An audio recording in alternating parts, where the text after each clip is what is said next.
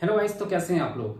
तो आज की इस वीडियो में हम बात करने वाले हैं सीटेट के बहुत ही इंपॉर्टेंट टॉपिक के बारे में और आज का टॉपिक है आपका सोशलाइजेशन यानी कि सामाजिकरण। तो सामाजिकरण से जो है आपके सीटेट में 2 से 3 प्रश्न गारंटी से आते ही आते हैं, इसलिए बहुत इंपॉर्टेंट टॉपिक है। 2 तो पक्का आएंगे, 3 कभी कभी आते हैं, लेकिन 2 हर साल आते हैं। और वो कौन से प्रश्न आते हैं वो भी मैं आपको इस वीडियो के एंड में बताऊंगा, ठीक है। लेकिन उससे पहले कॉन्सेप्ट को समझेंगे कि सामाजिकरण क्या है, कौन सी चीजें उसको प्रभावित करती हैं, कैसे कैसे डेवलप होता है बच्चे में सामाजिकरण, वो सारी चीजें इसमें सीखेंगे। चलिए शुरू करते हैं जल्दी से फटाफट। पहले तो वीडियो को लाइक कर दो और शेयर कर दो, और जो लोग नए हैं तो चैनल को सब्सक्राइब कर लो फटाफट से, क्योंकि यहाँ पे आपको बहुत ही बेहतरीन कंटेंट मिलेगा, वो भी बहुत इजी तरीके से, एकदम समझ में आएगा सब चीजें, ठीक है।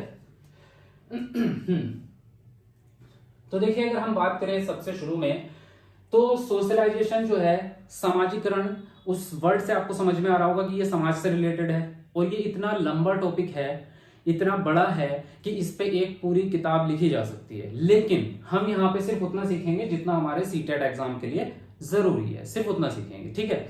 चलिए, तो देखिए, सामाजिकरण का मतलब जो होता है वो सीधा सीधा, अगर मैं पहले लाइनें ना पढ़ के अपनी भाषा में आपको समझाऊं, तो जो हमारा समाज है उसमें एडजस्ट करना, यानी कि समाज के रहन सहन को, समाज के तौर तरीकों को, और समाज एक सामाजिक प्राणी यानी कि हमारे अंदर जो है उस समाज के अकॉर्डिंग रहने की क्षमता आ जाए, उसको सामाजिकरण कहते हैं, ठीक है। अगर हमें वो समाज में हम एडजस्ट ही नहीं कर पा रहे हैं और उस समाज में जो चीजें सही और गलत होता है उसमें बैलेंस ही नहीं कर पा रहे हैं, हम सही चीजों को गलत समझ रहे हैं और विरोध कर रहे हैं हम समाज का, तो इसका मतलब हमारा सामाजिकरण नहीं हुआ है, अच्छे से नहीं हुआ है। अब बात करते हैं थ्योरी की, और फिर उसके अकॉर्डिंग ही हम यहाँ पे डिस्कस करेंगे पूरे एग्जांपल्स के साथ में, ठीक है।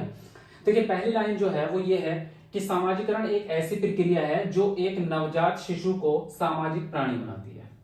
सिंपल, जो मैंने अभी बोला आपको, एक बच्चा जब जन्म लेता है उसको कुछ नहीं पता होता कि समाज क्या है, लोग क्या है, और उसको किसी भी चीज की जानकारी नहीं होती कि कैसे मुझे दुनिया में रहना है। अगर आप उसको एक जंगल में छोड़ के आ जाएंगे तो फिर वो इंसानों को जानेगा ही नहीं, या इंसानी सभ्यता को वो पहचान ही नहीं पाएगा। वो सिर्फ जानवरों को जिनको देखेगा अपने आसपास चारों तरफ, पेड़ पौधे, जो भी चीजें, उसी तरह के व्यवहार वो सीखता चला जाएगा, यहां तक कि वो भाषा भी नहीं सीखेगा। जैसे कि आपने मूवीज वगैरह भी देखी होंगी, एक मुगली है जो जंगल बुक आजकल कार्टून में भी है और आपकी जो है बहुत फेमस है, मुगली बच्चे बहुत देखते हैं। तो उसमें बच्चा दिखाया गया है जो जंगल में ही रहता है, हालांकि उसमें उन्होंने उनको लैंग्वेज दी है क्योंकि वो मूवी बना रहे थे, तो उन्होंने बच्चे को भी लैंग्वेज दी और जो जानवर थे वहां वो भी बातें कर रहे थे। लेकिन उसके रहन सहन से आप परख सकते हैं कि किस तरह का व्यवहार जो है वहां पे होगा। उसके अलावा आपने टार्जन मूवी देखी होगी, तो एक व्यक्ति होता है जो जंगल में ही पैदा हुआ, जंगल में ही बड़ा हुआ, तो वो उसको भाषा नहीं आती, या उसको ये नहीं पता कि दुनिया में इंसान भी होते हैं, वो सिर्फ जानवरों को ही जानता है, उन्हीं के आसपास रहता है, वही चीजें सीख रहा है, ठीक है। तो इसका मतलब वो समाज में नहीं रहा, उसका सामाजिकरण नहीं हुआ।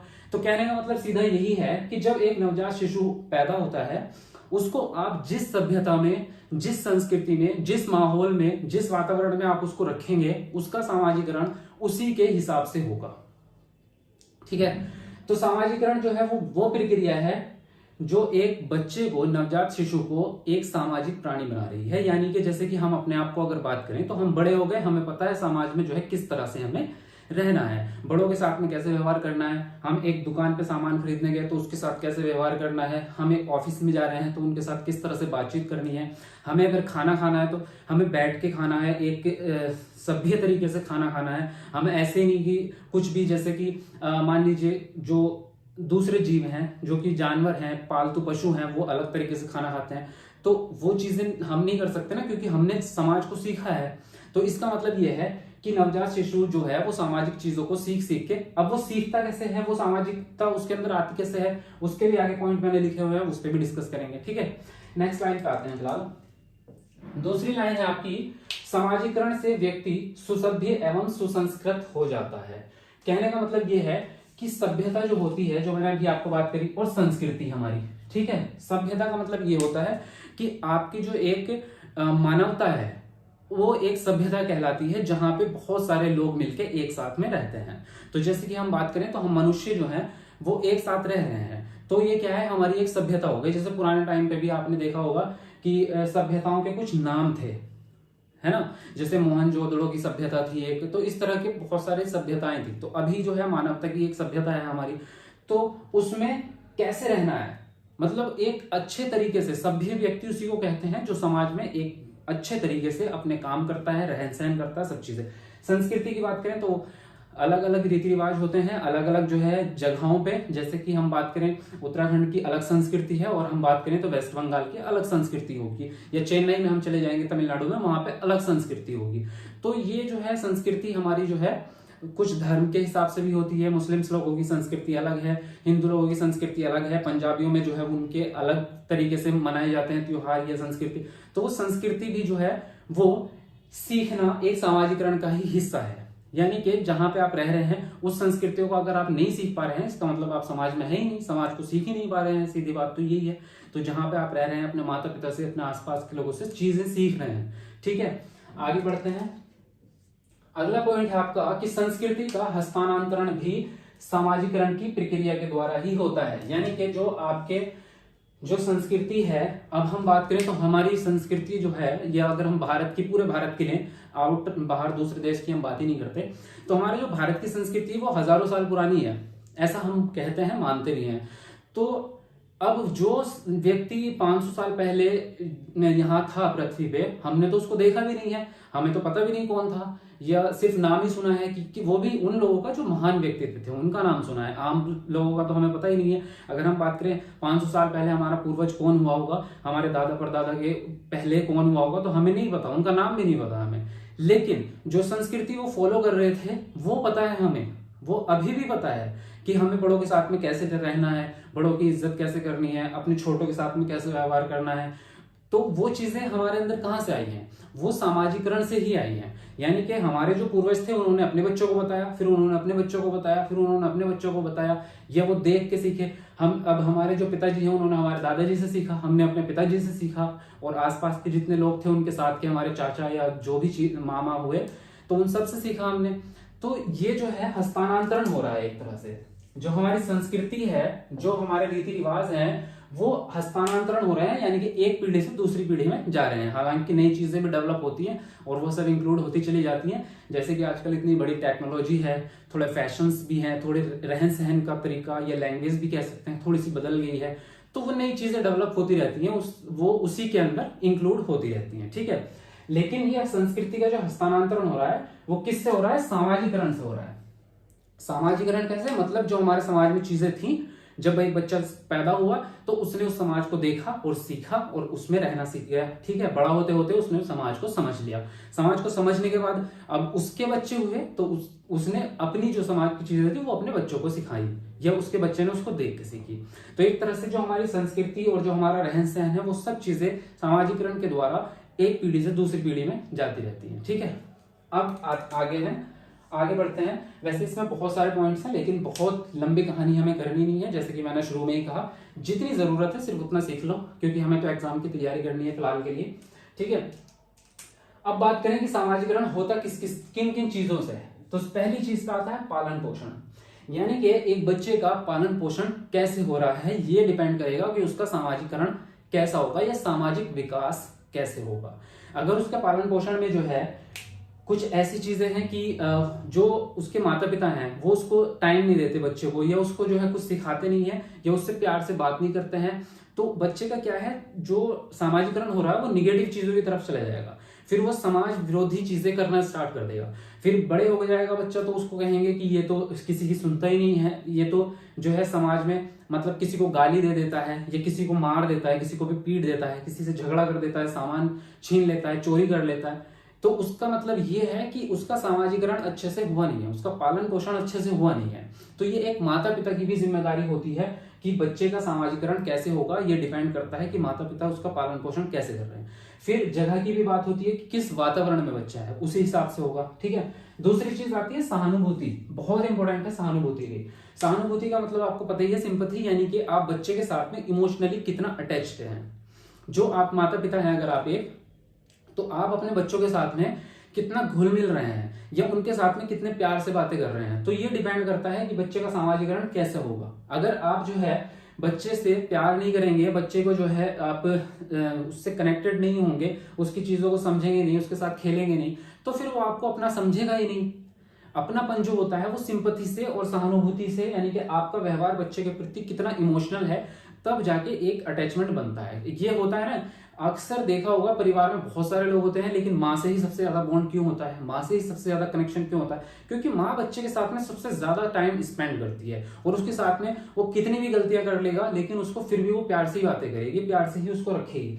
तो ये एक सामाजिकरण की प्रक्रिया का बहुत बड़ा हिस्सा है। तो अगर आप बच्चे को पाल रहे हैं, उसका सामाजिकरण करना बहुत जरूरी है, और उसके लिए इन चीजों का ध्यान भी रखना जरूरी है। दूसरी चीज आगे बढ़ते हैं, निर्देश, यानी कि सामाजिक निर्देश, कि आप बच्चों को निर्देश देते हैं कि ये चीज जो है वो गलत है और ये चीज सही है, तो आपको ये सही वाली चीज करनी है। छोटा बच्चा है, आपकी बात सुनता है।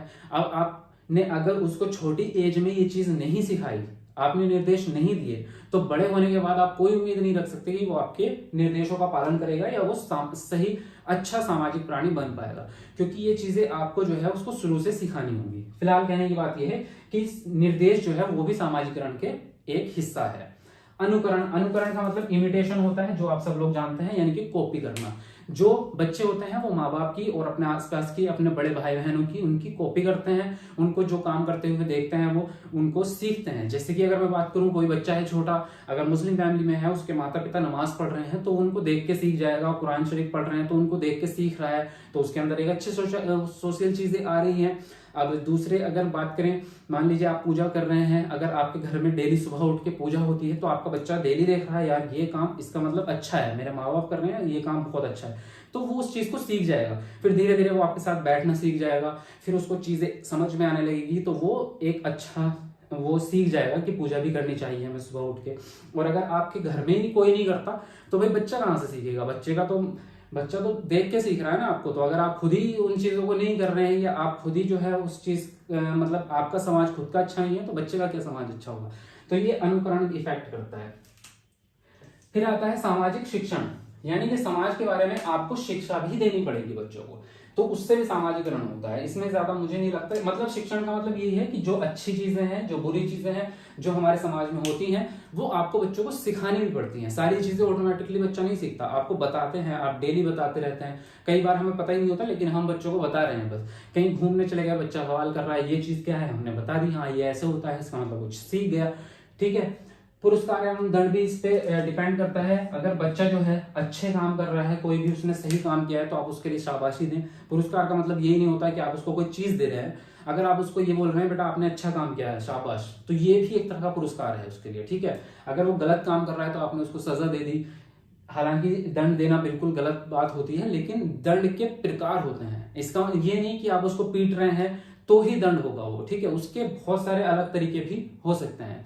मान लीजिए बच्चे ने कोई काम कुछ चीज गिरा दी, तो मम्मी क्या करती है, मैं आपसे बात नहीं करूंगी, जाओ वहां खेलो। तो बच्चा खुद आपके पास आता है, नहीं मम्मी मेरे से नाराज मत हो, बात कर लो, मेरे से बात कर लो। लेकिन आपने जैसे 5 मिनट तक अगर आप नाराज रहे ना, वो खुद कहेगा कि आगे से मैं नहीं करूंगा बिल्कुल भी ये चीज। तो दंड का मतलब यही नहीं होता कि आप उसको मारें बेटे या कुछ भी इस तरह की चीज करें। ठीक है। चलिए आगे बढ़ते हैं। देखिए अभी तो कॉन्सेप्ट की हम बात कर रहे थे कि सामाजिकरण होता क्या है और कैसे कैसे डेवलप होता है। आई थिंक ये बहुत अच्छे से आपने समझ लिया होगा। वाइगोत्स्की का सामाजिक विकास का सिद्धांत भी है, जो कि चैनल पे वीडियो पड़ी हुई है, अगर आप देखना चाहें तो देख सकते हैं। सर्च कर लेना यूट्यूब पे तो भी आ जाएगा वो, कि वाइगोत्स्की का सामाजिक विकास का सिद्धांत। ठीक है। अब बात करते हैं कि जो प्रश्न बनते हैं सीटेट के अंदर, जो आपके इस टॉपिक से प्रश्न आते हैं, वो कैसे सॉल्व करने हैं। सिर्फ चुटकियों का खेल है। मैं आपको कुछ टैग वर्ड बता रहा हूँ, कुछ चीजें शॉर्ट में बता रहा हूँ कि किस तरह से आप देख सकते हैं। देखिए पहला सवाल आपका आता है कि सामाजिकरण का अर्थ क्या होता है। यही सवाल आपका घुमा फिरा के, लैंग्वेज बदल सकती है लेकिन वो पूछेगा अर्थ ही आपसे। और आपके जो 4 ऑप्शन दिए होंगे, उनमें 2 वर्ड कॉमन होते हैं। एक होता है समायोजन, एक होता है अनुकूलन। कहने का मतलब ये है कि सामाजिकरण का अर्थ अगर बात करें, तो सामाजिकरण का सीधा अर्थ ये होता है कि समाज के साथ समायोजन या अनुकूलन कर लेना। जितनी लंबी मैंने अभी तक आपको कहानी सुनाई है अभी पिछले पेज पे, वो इसका मतलब यही है। समायोजन का मतलब ये होता है एडजस्टमेंट कर लेना, कि आप समाज में किस तरह से रहेंगे, वो चीजें आपने सीख ली, इसका मतलब आपने उसको समायोजित, उसमें आप हो गए। अनुकूलन का मतलब भी यही होता है। कुछ चीजें आप अपने हिसाब से करते हैं तो समाज उसको एक्सेप्ट करता है, कुछ चीजें समाज के हिसाब से आप करते हैं तो समाज उसको एक्सेप्ट कर लेता है, ठीक है। लेकिन वर्ड याद रखना, समायोजन, अनुगुणन, इसके अलावा कोई दूसरा वर्ड आए जैसे कि वो कहें सामाजिक नियमों को सीख लेना, बिल्कुल भी वो आंसर आपका राइट नहीं हो सकता।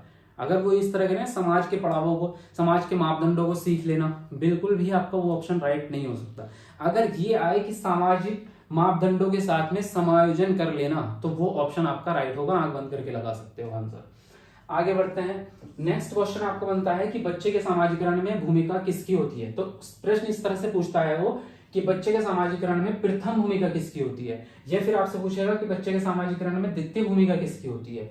तो सिर्फ ये याद रखना है कि प्रथम भूमिका होती है आपके परिवार की, उसके बाद पड़ोस, पास पड़ोस होता है, उसी में इंक्लूड। तो कई बार ऑप्शन में दोनों चीजें दे देता है, परिवार एवं पास पड़ोस। कई बार जो है वो सिर्फ परिवार देता है, लेकिन केवल पास पड़ोस वो कभी नहीं दे सकता, ये कभी नहीं दे सकता। ये तो ऑप्शन में दोनों चीजें होंगी, ये सिर्फ परिवार होगा। तो प्रथम भूमिका परिवार की होती है और पास पड़ोस उसमें साथ में आ सकता है, अलग से कभी नहीं आएगा। तो बस परिवार आप याद रखो, जिस ऑप्शन में परिवार होगा वही आपका जो है प्रथम भूमिका के लिए सही ऑप्शन होगा। अगर पूछेगा समाजीकरण में द्वितीय भूमिका किसकी है, तो द्वितीय होती है भाई विद्यालय की। द्वितीय भूमिका यानी कि जब सेकेंडरी स्टेज पे बच्चा पहुंचता है तो विद्यालय में जाके सीखता है। मीडिया उसके साथ में इंक्लूड कभी कभी कर देते हैं, क्योंकि आजकल सोशल मीडिया का और वैसी मीडिया का जमाना है, तो बच्चे इससे भी बहुत सारी चीजें सीखते हैं, इसलिए उन्होंने इसको सिर्फ साथ में इंक्लूड किया है। लेकिन इसको अकेले में कभी नहीं देगा, और अगर अकेले में लिखा होगा तो ये ऑप्शन कभी भी राइट नहीं हो सकता। विद्यालय अगर अकेले में आएगा तो आपका ऑप्शन राइट होगा। तो बस ये याद रखो, प्रथम परिवार है और द्वितीय जो है वो विद्यालय है। द्वितीय को गौण भी बोलते हैं, वर्ड भी याद रखना। कई बार ये पूछेगा बच्चे के सामाजिकरण में गौण भूमिका किसकी होती है, तो आप कंफ्यूज हो जाएंगे, इसलिए गौण का मतलब होता है द्वितीय भूमिका, ठीक है। नेक्स्ट आता है, एक सवाल आता है जो कि आपका हर साल आता है, आज तक जितने भी सीटेट हुए हैं 12-13 सभी में आया है भाई। ये तीनों ही प्रश्न ऐसे हैं जो आपके हर बार पूछे जाते हैं, सिर्फ लैंग्वेज बदल सकती है, सवाल वही रहेगा, प्रश्न वही रहेगा। जब बच्चा खुद से ही मौखिक संवाद करता है तो उसको क्या कहते हैं। खुद से संवाद करने का मतलब यही है जब हम अपने आप से बातें करते हैं। जैसे कि मुझे मान लीजिए मूवी देखने का मन है, तो मैं अपने आप से बातें कर रहा हूँ, यार मूवी देखने आज मुझे जाना चाहिए या नहीं जाना चाहिए, आज शाम को तो मुझे जिम जाना है, या शाम को तो मुझे डिनर करने फ्रेंड के साथ में जाना है, तो मेरे पास आज टाइम है नहीं। तो इसका मतलब मूवी मुझे दोपहर में देख लेनी चाहिए, तो 3 बजे तक खत्म हो जाएगी, फिर मैं शाम को जो है कर सकता हूँ कोई भी बात। ये मैं क्या कर रहा हूँ, मैं खुद से ही बातें कर रहा हूँ, मेरे सामने कोई नहीं है, तो मैं अपने आप से बातें कर रहा हूँ। इसी तरह से बच्चे बातें करते हैं, बच्चे खुद ही बैठे रहते हैं। आपने देखा भी होगा कई बार बच्चों को, बैठे रहते हैं बच्चे और खुद ही ऐसे बातें करते हैं जैसे उनके सामने कोई है। वो कहेंगे, वो या बोर्ड पे खड़े हो जाते हैं, जिनके घर में मैंने देखा है, हमारे भतीजा भतीजी कर लेते हैं कभी कभी, कि वो पढ़ाना शुरू कर देते हैं, ऐसे इमेजिन कर लेते हैं कि मेरे सामने कोई है और पढ़ा रहा है। मतलब सीधी बात यह है, और ये काम बड़े भी करते हैं, सिर्फ बच्चे नहीं करते, बड़े भी करते हैं, खुद से बातें करना। तो उसको सवाल ये बनेगा आपका कि खुद से जो बातें करते हैं उसको वाइगोत्स्की के अनुसार क्या कहते हैं, या फिर जीन पियाजे के अनुसार क्या कहते हैं। तो वाइगोत्स्की के अनुसार कहते हैं वैयक्तिक वार्ता, और जीन पियाजे के अनुसार कहते हैं अहम केंद्रित वार्ता, ठीक है। इसको कंफ्यूजन इसी चीज में होता है क्योंकि ऑप्शन में दोनों ही चीजें देता है, वो दोनों चीजें देगा वो, क्योंकि आपको कंफ्यूज करना ही उसका मकसद है, यही तो चेक करना है कि आप इसको सही बता पाते हो या नहीं। तो देखिए, इसको याद रखने की बड़ी सिंपल सी ट्रिक है, या सिंपल सा चीज है, मैं आपको बता दूं। वाइगोत्स्की में स्टार्टिंग में क्या आता है, वह आता है ना, इसी से स्टार्ट हो रहा है वाइगोत्स्की। और वैयक्तिक में क्या आ रहा है, वैयक्तिक में भी तो वह आ रहा है, यानी कि वह इज इक्वल टू वह। तो ये भी वाइगोत्स्की भी वह से स्टार्ट हो रहा है और वैयक्तिक वार्ता भी वह से स्टार्ट हो रहा है। तो सिंपल सा वाइगोत्स्की वैयक्तिक वार्ता कहते हैं, एक ही बचा अहम केंद्रित वार्ता, वो जीन पियाजे का हो गया आपका, ठीक है। तो आई थिंक ये आपका जो है बहुत अच्छे से आपको समझ में आ गया होगा। इस पे जो प्रश्न है वो करेंगे लाइव क्लास में, जब सीडीपी की क्लास करेंगे उसमें प्रश्न बहुत बीच बीच में आते रहते हैं, सॉल्व करते रहेंगे। तो वीडियो को लाइक जरूर करना, बहुत मेहनत से और बहुत अच्छे तरीके से आपको ये चीजें समझाई जाती हैं। तो वीडियो को लाइक करना मत भूलना, और चैनल को सब्सक्राइब कर लो अगर आप नए हैं, ठीक है। उसके अलावा नोट्स जिन लोगों को चाहिए होंगे तो इस नंबर पे आपको नोट्स मिल जाएंगे।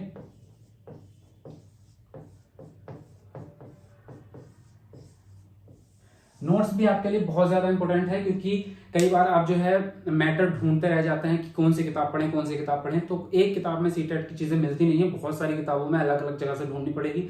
तो नोट्स में आपको कंप्लीटली एक ही जगह पे सारा मटेरियल मिल जाता है, फिर आपको कोई पुस्तक या कोई किताब पढ़ने की जरूरत नहीं है। बाकी क्लासेस आप करते रहें, नोट्स पढ़ते रहें, 100% आपका सीटेट क्लियर हो जाएगा, इस बात की गारंटी है। तो इस नंबर पे आपको मैसेज करना है, व्हाट्सएप मैसेज, और आपको बता देना है कि कौन से नोट्स चाहिए, first paper, second paper, science, art, जो भी, वहां पे लिख के भेज देना, आपको वहां पे नोट्स मिल जाएंगे। ठीक है, चलिए मिलते हैं आपको नेक्स्ट वीडियो में, तब तक के लिए बाय बाय, टेक केयर।